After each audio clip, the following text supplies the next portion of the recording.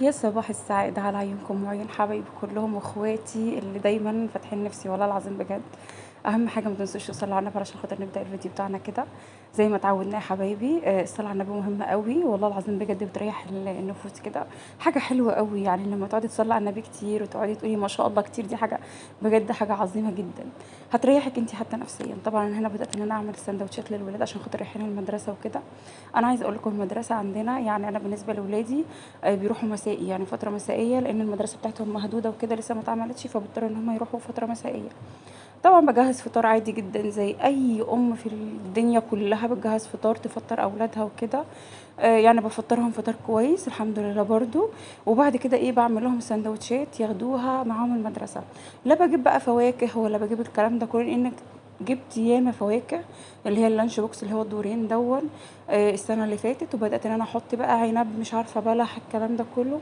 طبعا عيالي ملهمش في الكلام ده اساسا. فانا الفواكه دي تبقى في البيت ماشي مفيش مشكله، ياكلوها في البيت عادي، لكن عشان ياخدوها المدرسه طبعا لا. هنا بعمل سندوتشات اللي هي جايبه اللي هي الشوكولاته اللي هي بلبن. انا عايزه اقول لكم نوعها حلو جدا يمكن احسن من النوتيلا كمان. اللهم صل على النبي، هي غاليه شويه يعني مش هقول لكم انها رخيصه، لا هي فعلا غاليه شويه. بس حلوه كطعم ممتازه الصراحه، مش خساره في الفلوس. وهنا كنت بعمل سندوتشات جبنه على مربى عشان طعمه يبقى احلى، يعني انت بتحطي جبنه على مربى فعلا بتبقى حلوه قوي. لو ما جربتهاش اتمنى ان انت تجربيها بجد هتعجبك. هنا بدات ان انا اقطع السندوتشات. عايزه اقول لكم انا بستغرب قوي على في فيديوهات بجد، يعني عايزه اقول لكم مستفزه ما اعرفش ليه بجد يعني. الامهات اللي بشوفها بتحط لاولادها يعني في اللانش بوكس مكرونه وبانيه وفراخ ومش عارفه رز محشي فته. ايه يا جماعه يا بجد ما فيش الكلام ده. يعني انا من وجهه نظري انا، يعني بالنسبه للمدارس الحكوميه احنا مدخلين مدارس حكوميه مش مدارس خاصه. بس انا بستغرب فعلا على الامهات اللي بتحط كوارع وتحط فراخ والكلام ده كله في المدرسه، رغم ان في اطفال تانية اساسا والله والله حتى المصروف اهاليهم مش قادرين حتى يديهم مصروف. ازاي انا ادي ابني مثلا اعمله لانش بوكس احط فيه فراخ واحط فيه مكرونه واحط فيه المره الجايه بانيه واعمل مش عارفه ايه وايه وايه وايه وهلما كذا زي ما بيقولوا. ففعلا كتير وضع سيء بصراحه. ما احبش الوضع ده، انا معوده عيالي على البساطه الحمد لله. زميلك ما معهوش اديله ما فيش مشكله خالص، كلوا مع بعض اعملوا غديوه مع بعضكم. ما تقولش لصاحبك مثلا عايز حته ولا عايز حاجه تقول له لا لا اديله يا بابا كل معاه. لازم نعود اطفالنا على كده، ان الطفل يتعود على القناعه وما ياكلش الحاجه لوحده طالما في صحاب معاه وضعهم صعب شويه، لا ما نبخلش عليه نديله مفيش اي مشكله. في اطفال على فكره نفسها عزيزه جدا ما بترضاش تاخد.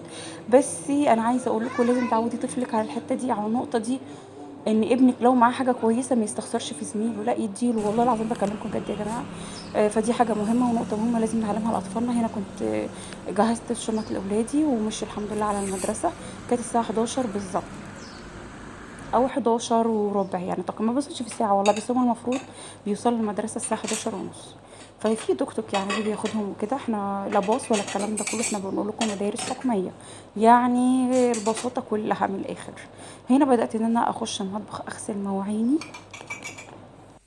طبعا عشان نستفاد، يعني احنا واخدينها حاجه حاجه. طبعا فطرنا عملنا سندوتشات للاولاد مشيناهم على المدرسه.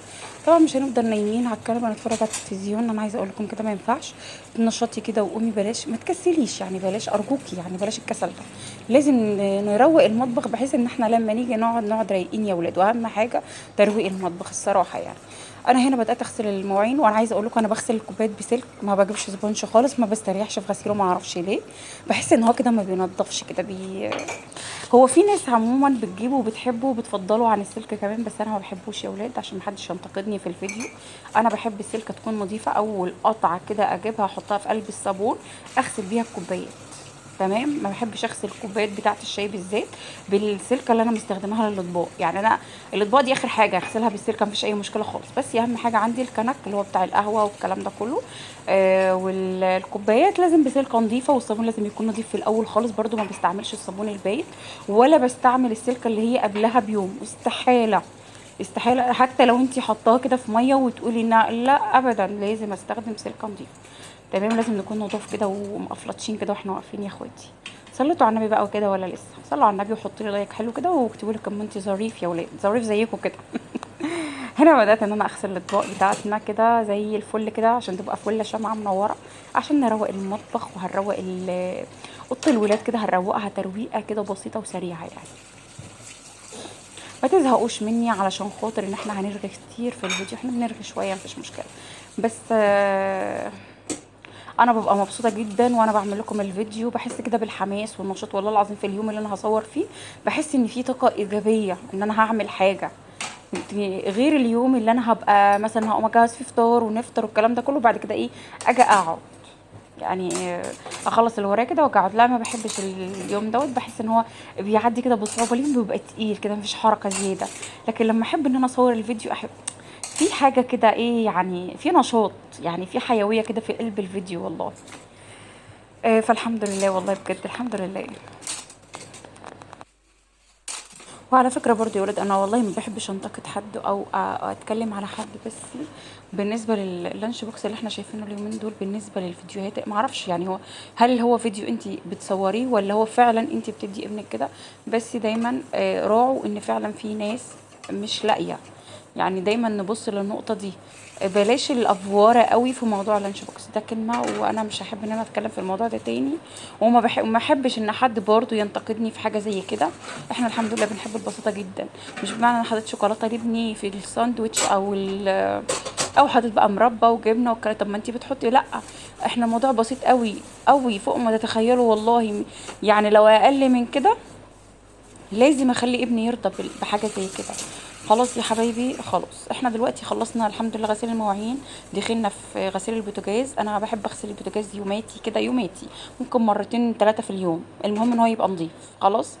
لو مش قادره يعني، الواحده فينا مش بتبقى حديد انها كل شويه تقعد تغسل في البوتاجاز، تقعد تغسل في المطبخ، بس على الاقل ما اسيبش المطبخ بتاعي زي العسل، احسن من الكلمه التانية. لازم اروقه. خلاص يا حبايب قلبي تعبانه، ما تجبريش نفسك ان انت تشتغلي على فكره، لا ريحي، لان فعلا الواحده فينا لما بتتعب بتنام يعني. فاحنا برضو يعني مش لازم نيجي على نفسنا قوي يعني، احنا الحمد لله برضو بني ادمين بنتعب وبننام، الكلام ده كله يعني احنا مش لا مؤاخذه في كلمه تانية يعني. ما علينا يا ولاد، انا كده خلصت الحمد لله مواعيننا، والبوتاجاز بقى زي الفل. انا قبل ما اسافر عند مامتي اساسا كنت غاسله البوتاجاز بميه سخنه، انا مش هقول لكم ولا منظف والله العظيم ولا حاجه خالص، كان صابون وسلك ومسكته بميه سخنه، بقيت اكب على البوتاجاز واغسل لغايه ايه ما الحمد لله بقى زي الفل. انا عايزه اقول لكم البوتاجاز عندي بسم الله ما شاء الله بقاله 12 سنه، متجوزه بقالي 12 سنه بالظبط. انا ما بسيبش الدهون تمسك فيه. اي نعم انا جيت في فتره اول في بدايه جوازي طبعا سبته يعني، انا ايه لان جيت سافرت بقى بره مصر وكده، فالحمد لله الفيران بهدلتهولي. فده شيء كان مزعلني جدا ان هم اكلوا الاشعال الذاتي طبعا بتاعه والسلوك والكلام ده كله من الركنه، لان طبعا ما كانش في صوت في البيت والكلام ده، والبيت اصلا مقفول. انا بيتي لوحدي، ما معيش لا سلفه في البيت ولا حاجه. فعلشان كده بجد حاجتي اتبهدلت يعني. انا لغايه الانتريه نفسه ما الفيران اكلت الانتريه بتاعي. انتوا متخيلين؟ وطبعا الشقه مقفوله بتقعد بالسنتين، كانت بتقعد سنتين بالظبط مقفوله لعند ما اجي. ولما جت مامتي واخواتي جم يروقوا الشقه لقوا الدنيا بايظه. فالبوتاجاز بقى ايه، بدات ان انا لما رجعت واستقريت بدات ان انا اهتم بجد فيه. مش مهم اشعال ذاتي، بس زي ما انتوا شايفين شكله بسم الله ما شاء الله، ما فيش دهون عليه خالص، لا من الجناب والله ولا من قدام. ودايما حاطه الفوطه دي لاني بنشف ايدي، طبعا انا بستخدم كبريت، مش هقول لكم انا بستخدم ولاعه، انا بستخدم الكبريت لان الكبريت بالنسبه لي احسن من الولاعه. ساعات الولاعه بتبوظ فانا ما اضمنش، لا الكبريت احسن. فلازم انشف ايدي قبل ما امسك الكبريت، لان انتوا عارفين الكبريت ورق. هنا جبت بقى قلت اما احط ميه تسخن عشان خاطر الكرنبه واعمل لهم محشي النهارده يعني. حطيت ميه على البوتاجاز تسخن وحطيت فيها شويه ملح، وهنا بقى كنت نزلت بالبصل. الكرنبه انا عندي بحط الكرنبه في كيس في التلاجة علشان خاطر ما تبصش معايا ولا تصفر. طول ما انت حاطط الكرنبه في الكيس في التلاجة ما بيجرالهاش حاجه.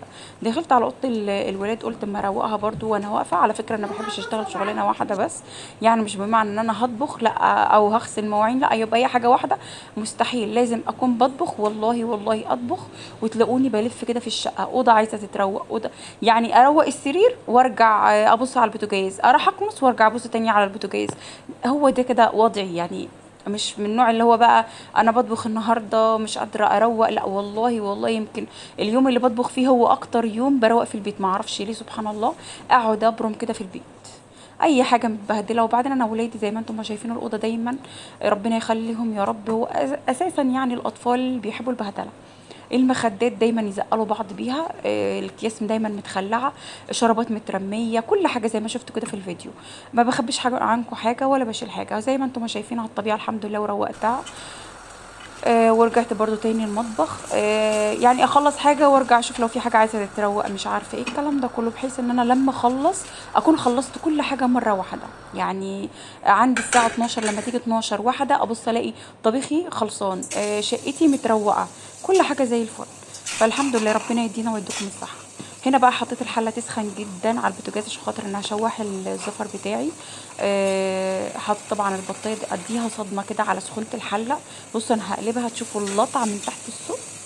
لازم تبقى كده بالشكل ده، اديها صدمه الاول.